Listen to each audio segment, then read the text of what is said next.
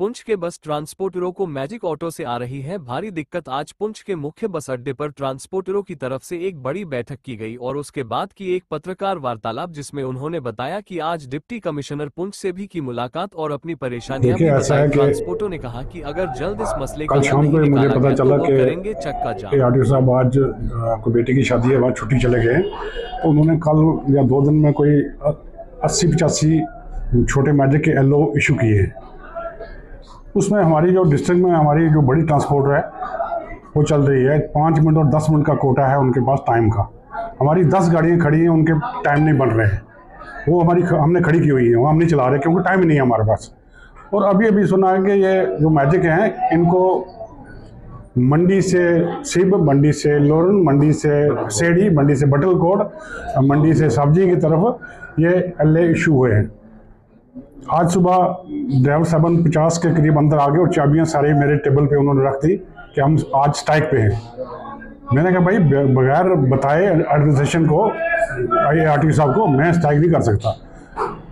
पहले उनसे मिलने दो, बात करने दो, क्या कहने नहीं। अगर ये हमारा मसला नहीं हुआ तो हम खड़े 72 घंटे के लिए हम बिल्कुल पहली कॉल देंगे, उसके बाद रेगुलर शुरू करेंगे स्ट्राइक पूरी, हम नहीं चलाएंगे। जो भी काम है गधों की तरह हमारे ऊपर लादा जाता है, हर काम हम करते हैं, इलेक्शन में करते हैं, ब्लाइंड हैंडीकैप हम ढोते हैं, कॉलेज के 7000 बच्चे घर से सुबह उठाते हैं, शाम को घर में छोड़ते हैं, हम करते हैं। कोई भी और गाड़ी आपको बेनिफिट देती है नहीं देती, ना पब्लिक को ना एडमिनिस्ट्रेशन को। ना बाकी ये गाड़ियाँ अगर रुक गई तो सारा सिस्टम खत्म हो जाएगा। मैं फिर इनको यही समझा बुझा के मैंने उनको कहा भाई हम एक डेपुटेशन तौर पे हम लेते हैं। उसके बाद मैंने एक मीटिंग बुलाई इनकी पूरी, जितने भी ट्रांसपोर्टर थे हमारे यहाँ अंदर। सुबह 1-2-1.5 घंटा हमें लगा, हंगामी मीटिंग जो हमारी रही 1-1.5 घंटे में।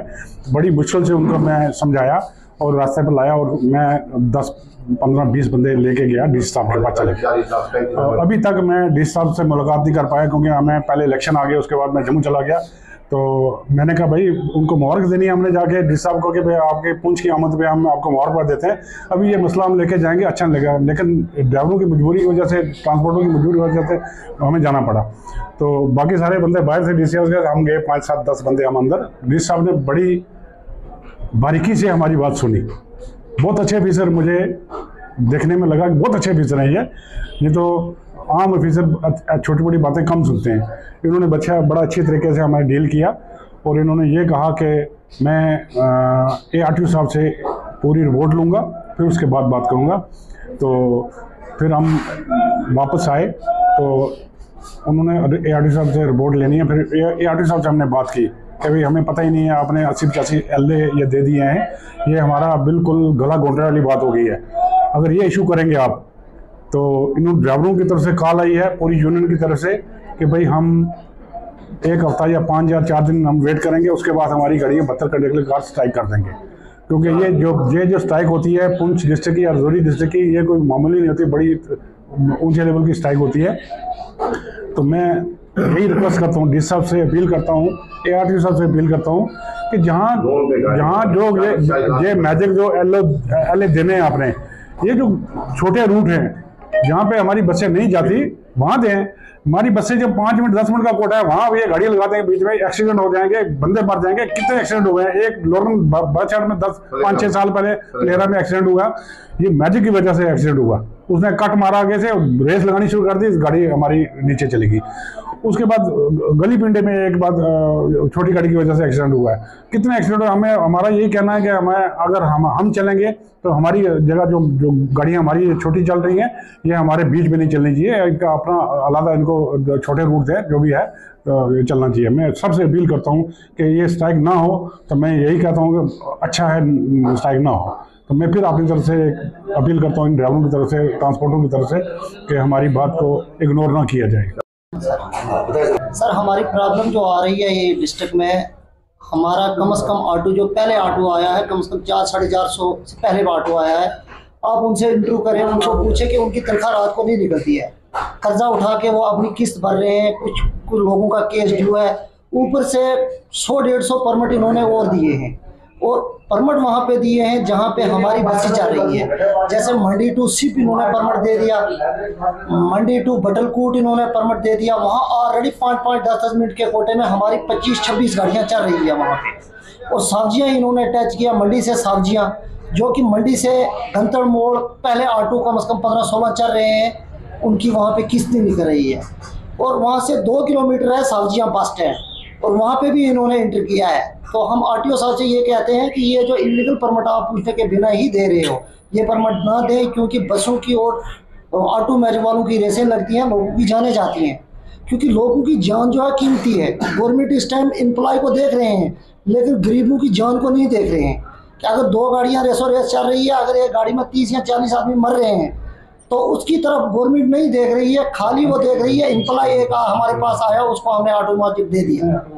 इन रोडों पे ना दे, जैसे खेत है खेत दें, लिंक रोडों पे दें, हमारा उसमें कोई ऑब्जेक्शन नहीं है। बाकी जो ये एलए मिले हैं, इन एलओ को लोरल सब्जियां में ना अटैच करें, बल्कि बराछाट खेत में अटैच करें, और इनका परमिट जो दिया जाए वो छोटा रूट करके दिया जाए जहाँ बसेस हमारी नहीं चलती है। तो अगर ये बसेस की जगह ऑटो मैजिक का परमिट दें, तो ऑलरेडी ड्राइवर कंडक्टरों की जो है रेसें लग जाती है, उनको वो डिस्टर्ब हो जाते हैं, तो लोगों की जानें चले जाती है। तो उस चीज़ का तो जिम्मेदार जो है वो गवर्नमेंट होगी जो एलए दे रहे हैं।